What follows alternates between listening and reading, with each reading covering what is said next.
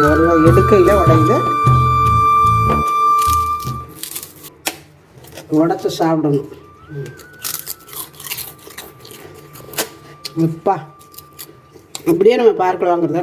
இப்போ நம்ம வீட்டு மரப்படி மசாலா ஐட்டம்லாம் நல்லா வறுத்து சுத்தமாக நம்ம வீட்டுக்கு எப்படி செய்வோம் அதே மாதிரி நாங்கள் செஞ்சு எல்லாருக்கும் கொடுத்துட்டு இருக்கிறோம். நம்மளே வீட்டில் கெமிக்கல் எதுவுமே இல்லாமல் இயற்கையான ஒரு சோப்பு, ரெடிமேடு இட்லி மாவு. Without idli there is no chutney.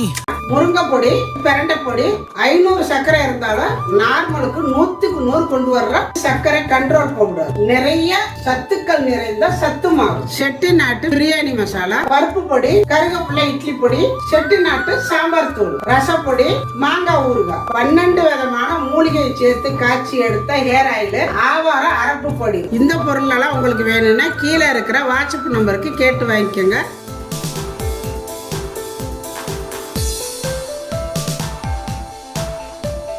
எல்லாருக்கும் வணக்கம். இன்னைக்கு நம்ம அரிசி அப்பளம் செய்ய போகிறோம். அதுக்கு ரேஷன் பச்சரிசி எடுத்து 1 டம்ளர் பச்சரிசி எடுத்து ஊற வச்சுருக்கிறேன். இதை நம்ம ஈஸியாக அப்பளம் செஞ்சிடலாம். நல்லா முறுன்னு இருக்கும். இப்போ இது எப்படி செய்கிறதுன்னு பார்க்கலாம். அதுக்கு முன்னாடி இந்த அரிசியை நல்லா கழுவி எடுத்துக்கலாம். இது ரேஷன் அரிசி பாருங்கள். நான் அன்னைக்கு புறக்கி காட்டினேன், அது புழுங்கல் அரிசியில். இன்றைக்கி பாருங்கள் பச்சரிசியில் எவ்வளோ மிதக்குன்னு. நான் ஏற்கனவே 2-3 வாட்டி கழுவி எடுத்துட்டேன். மறுபடியும் பாருங்கள் எவ்வளோ வருதுன்னு. கழுவ வந்துட்டே இருக்கும். ஒரு 4-5 வாட்டி கழுவி எடுத்துட்டேன். அப்போது அப்படி தான் வருது பாருங்கள். ஏதோ ஓரளவு கழுவி எடுத்துட்டேன், இருந்தாலும் இன்னும் பெருசாக கிடக்குது. அது கிடந்துட்டு போகுது. இப்போ இதை ஒரு மிக்சி ஜாரில் சேர்த்து அரைச்சிக்கலாம். இதில் ஒரு 2 பச்சை மிளகாய் நான் சேர்த்துக்கிறேன். சேர்த்துட்டு கொஞ்சமாக தண்ணி ஊற்றி அரைச்சிக்கோங்க. நான் அரைச்சி எடுத்துகிட்டு வந்துட்டேன். இந்த மாதிரி நைஸாக இருக்கணும் பாருங்கள். இந்த பக்குவத்துக்கு இருக்கணும். ரொம்ப தண்ணியாக போயிடக்கூடாது. ஒரு பாத்திரத்தில் ஊற்றி வச்சிடலாம். இதை ஒரு தட்டு போட்டு அப்படியே மூடி வச்சிடலாம். இப்போ நைட்டு மத்தியானம் அரிசி ஊற வச்சுருந்து இப்போ நைட்டு நான் அரைச்சி ஒரு பாத்திரத்தில் ஊற்றி வச்சுருக்கிறேன். காலையில் பார்க்கலாம். இது புளிக்கணும். ஒரு நைட்டு ஃபுல்லாக புளிக்கணும். இப்போ இது இருக்கட்டும், நான் காலையில் காட்டுறேன். இப்போ நம்ம நைட்டு மாவு அரைச்சி வச்சுருந்தோம் பாருங்கள். அதே நல்லா உப்பி நிற்கிது பாருங்கள். இந்த மாதிரி தான் புளிச்சு நிற்கணும். அப்போ தான் நம்மளுக்கு அந்த அப்பளம் நல்லா டேஸ்ட்டாக இருக்கும். இல்லாட்டி மண்ணாட்டம் இருக்குது பாருங்கள். எப்படி நல்லா அங்கே ஊற்றிலாம் நம்ம எதுவுமே இல்லை, சும்மா அரைச்சி வச்சோம். இப்போ நல்லா இந்த மாதிரி புளிச்சு நிற்கணும். இதை கலக்கி விட்டுருங்க. நம்ம உப்பெல்லாம் நேற்று போடலை. இப்போ அப்பளத்துக்கு தேவையான அளவு உப்பு போட்டுக்கலாம். கொஞ்சம் போல் பெருங்காயம் கட்டி எடுத்து ஊற வச்சுருக்கிறேன். இப்போ அந்த தண்ணியை சேர்த்துக்கலாம். பெருங்காயம் சேர்த்திங்கன்னா தான் அப்பளம் நல்லா டேஸ்ட்டாக இருக்கும். 1/4 ஸ்பூனு சீரகம் சேர்த்துட்டு நல்லா கலக்கி விட்டுருங்க. நம்ம காரத்துக்கு பச்சை மிளகாய் சேர்த்துருக்குறோம். உங்களுக்கு அப்படி வேணும்னா கொஞ்சம் போல் மிளகாயை எடுத்து வர மிளகாயை நல்லா பொடி பண்ணி சேர்த்துக்கோங்க. இதில் நல்லா இன்னும் கூட கொஞ்சம் இது நல்லா கெட்டியாக இருக்குது. கொஞ்சம் தண்ணி சேர்த்துக்கோங்க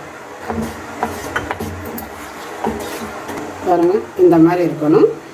தோசை மாவு மாதிரி இருக்கக்கூடாது, ஆப்ப மாவு மாதிரி தண்ணியாக இருக்கணும். இப்போ நான் இந்த மாதிரி ஒரு தட்டு எடுத்துருக்கிறேன். ஃபஸ்ட்டு இதில் நம்ம எண்ணெய் தடவிக்கலாம். கொஞ்சம் போல் எண்ணெய் ஊற்றி ஃபுல்லாக தடவிக்கோங்க.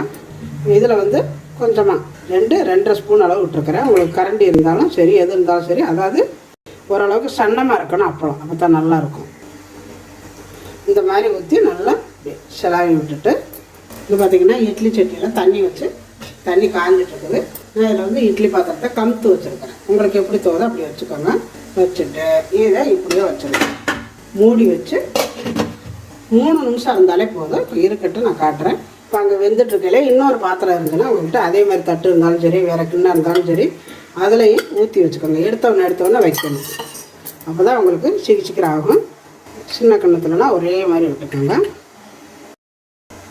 அவ்வளோதான். லேசாக தான் இருக்கும், சன்னமாக தான் இருக்கணும். இதே மாதிரியே இருக்கட்டும். பாருங்கள் இப்போ வெந்துருச்சு. வெந்துட்டாலே உங்களுக்கு தெரியும். நல்லா இந்த மாதிரி இருக்கும். இதை எடுத்துக்கலாம். சூடாக இருக்கும். ஒரு தோசை இருக்கும், ஏதோ ஒன்று வச்சு இந்த மாதிரி எடுத்துக்கோங்க. இந்த மாதிரி இப்போ எடுத்து வச்சோன்னா நம்ம இங்கே வச்சுருக்கிறது அதே மாதிரியே இந்த கிண்ணத்தில் இருக்கிறதே வச்சுக்கோங்க. இது வெந்துருச்சு, நம்ம எடுத்துக்கலாம். பார்த்திங்கன்னா இது ஆறிடுச்சு. இந்த மாதிரி நல்லா ஜில்லுன்னு ஆறினதுக்கப்புறம் தான் எடுக்கணும். இந்த மாதிரி ஒரு கத்தி எடுத்துகிட்டு லைட்டாக அப்படி கொடுத்து எடுத்திங்கனாலே வந்துடும்தா. இந்த மாதிரி லைட்டாக எடுத்து விட்டுட்டிங்கன்னா எடுக்கிறதுக்கு ஈஸியாக வந்துடும். பாருங்க, இந்த மாதிரி லைட்டாக ஒரு பக்கம் எடுத்து விட்டிங்கன்னா அது இழுக்கிறதுக்கு வரும் நல்லா. பார்த்தீங்களா? காயப்படும் பொழுது நம்ம திருப்பின பக்கத்தை மேலே வச்சு இந்த மாதிரி வைக்கணும். பாருங்கள், நான் சொன்ன பார்த்தீங்களா லேசாக இருக்கணும், கண்ணாடி மாதிரி நீங்கள் இருங்க, இந்த மாதிரி இருக்கணும். அப்போ தான் வந்து அப்பளம் நல்லாயிருக்கும் பொரிஞ்சு வர்றதுக்கு.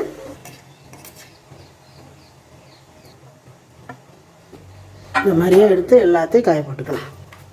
நான் வந்து நிலக்காய்ச்சலில் தான் வைக்கிறேன், நீங்கள் எதை வெயிலில் வைக்கிறதுனாலும் வச்சுக்கலாம். வேக வச்சு எடுத்து கொண்டாந்து காய வச்சுருக்கிறேன். இது மாதிரி ஒரே மாதிரியே காய வச்சுருங்க. உடனே வெயிலில் வச்சோம்னா சுருண்டுக்கும், அதனால் நான் வந்து இப்போ நிழலில் தான் வச்சுருக்கிறேன். கொஞ்சம் நேரம் கழித்து வெயில் எடுத்து வச்சுக்கலாம். இப்போ இது வந்து ஒரு நாள் ஃபுல்லாக வெயிலில் வச்சா ஒரே நிலையில் காஞ்சிடும். நான் நிலக்காய்ச்சலில் வச்சுருக்கிறேன். இன்றைக்கி கொஞ்சம் நேரம் வச்சுட்டு நாளைக்கு கொஞ்சம் நேரம் வச்சோம்னால போதும். இப்போ இது காயட்டும், நான் அப்புறம் காட்டுறேன். இப்போ நம்ம வத்தெல்லாம் நல்லா காய வச்சு நான் எடுத்துகிட்டு வந்துட்டேன். நல்லா வெயில் அடித்தோடனே எனக்கு வீட்டுக்குள்ளே அரை நேரம் காய வச்சுருந்தேன். அப்புறம் வெளியில் எடுத்து அரை நேரம் காய வச்சு நேற்று ஃபுல்லாக காஞ்சிருச்சு. இன்றைக்கி நான் எடுத்து வறுக்க போகிறேன். பாருங்கள் எவ்வளோ நல்லா காஞ்சு எப்படி இருக்குது பாருங்கள். இப்போ இதை நம்ம வந்து வறுக்கலாம். எண்ணெய் காஞ்சிட்ருக்குது, நம்ம எண்ணெய் ஊற்றி எண்ணெய் காஞ்சிட்ருக்குது. இப்போ இதில் வந்து நம்ம ஒன்று மட்டும் போட்டு பார்க்கலாம். சின்னதாக ஒன்று போட்டு பாருங்கள் எண்ணெய் காஞ்சிருச்சானா. எண்ணெய் காஞ்சிருச்சுன்னா நல்லா உப்பி வரும், இல்லைன்னா கொஞ்சம் நேரம் காய விடணும். பாருங்கள் போட்ட உடனே வந்துருச்சு, நல்லா காஞ்சிருச்சு. இதுதான் பக்குவம். பாருங்க எப்படி உப்பி வருதுன்னு. சின்னதாக தான் போட்ட அப்பளம் எத்த சூடு வருது பாருங்கள், அவ்வளவுதான். பார்த்தீங்களா எப்படி இருக்குன்னா. இப்போ நம்ம பெரிய அப்பளத்தை போடலாம். இது வந்து நம்ம வந்து அந்த இதில் எல்லாம் பார்க்ஸ்லாம் போனால் தருவாங்க.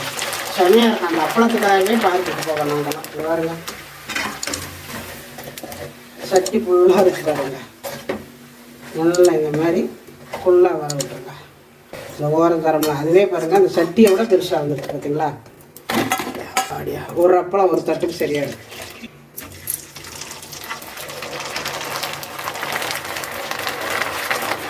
இப்படி அமுக்கி கொடுத்தோம்னா ஃபுல்லாகவே நல்லா பொரிஞ்சு வந்துடும்.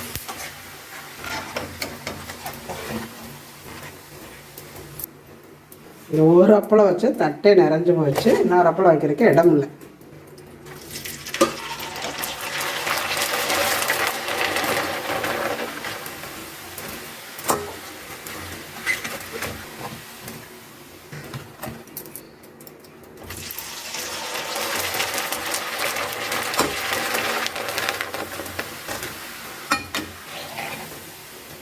இதில் சின்ன அப்பளம் அதுவும் பாருங்கள். இது மாதிரி நம்ம வறுத்து வச்சிட்டோம்னா இது ஈஸியான வேலை தான். நம்மளுக்கு வந்து ரொம்ப கஷ்டமானது இல்லை. ரெண்டாவது குழந்தைங்கள்லாம் நல்லா விரும்பி சாப்பிடுவாங்க. ஒரு ஸ்நாக்ஸ் ஐட்டம் மாதிரி வந்தோடனே இதை கொடுத்தா நல்லா சாப்பிட்டுப்பாங்க. இப்போ பார்த்தீங்கன்னா சூப்பராக, அதாவது எக்ஸிபிஷன்லலாம் கொடுப்பாங்கள்ல அதே மாதிரி அப்பளம் செமையாக வறுத்து எடுத்துட்டோம். பாருங்கள் எடுக்கையில் கையில் உடையுது பார்த்தீங்களா. வருங்க எடுக்கையில் உடையுது. இதுக்காகவே நாங்களாம் வந்து எக்ஸிபிஷனுக்கு குழந்தைங்கள முதல்ல கூட்டிகிட்டு போவோம். பிள்ளைங்களாம்மா எக்ஸிபிஷனுக்கு போகலாம் வாங்க. அங்கே போனால் முதல்லலாம் 2 ரூபாய் இருந்துச்சு, 3 ரூபாய் இருந்துச்சு, அப்புறம் 5 ரூபாய் இருந்துச்சு. இப்போல்லாம் 25 ரூபா 30 ரூபாய்னு ஆகிப்போச்சு. இந்த ஒரு அப்பளம் 25 ரூபா 30 ரூபா. இந்த ஒரு அப்பளம் இதே மாதிரி தாங்க இருக்கும். அதனால பெருசாக இருக்கும். இப்போ பெருசாக கூட இல்லை, சின்னதாகிடுச்சு. ஆனால் அவ்வளோ ரேட்டு. இப்போ இதில் அவங்க என்ன பண்ணுவாங்க, கொஞ்சம் மிளகாத்தூள் தூவி தருவாங்க. நம்மளும் லைட்டாக தூவிக்கலாம். இந்த காரம் பிடிக்காததுனால நிறையா போடலைங்க மாதிரி. இப்போ இதிலேருந்து நான் ஒன்று எடுத்து உடச்சி கட்டுறப்பாருங்க. அவ்வளோ அதாவது செமையாக நல்லா மொறுன்னு இருக்குதுங்க. வருங்க தொட்டாலே நொறுங்கிறது. வருங்க எவ்வளோ கருப்பு முறுக்குன்னு இருக்குது பாருங்கள், செமையாக இருக்குது. இதை வந்து உடச்சி சாப்பிடணும். அப்பா அப்படியே நம்ம பார்க்கல வாங்குறது செமையாக இருக்குது. கண்டிப்பாக நான் செஞ்ச மெத்தடில் நீங்கள் செஞ்சு பாருங்கள். செஞ்சு பார்த்துட்டு எப்படி வந்துச்சு அப்படிங்கிறத கமெண்ட்டில் சொல்லுங்கள். இந்த வீடியோ பிடிச்சிருந்தால் லைக் பண்ணுங்கள், ஷேர் பண்ணுங்கள், செட்நாட் சமையலுக்கு சப்ஸ்கிரைப் பண்ணுங்கள். நன்றி. வாழ்க வளமுடன்.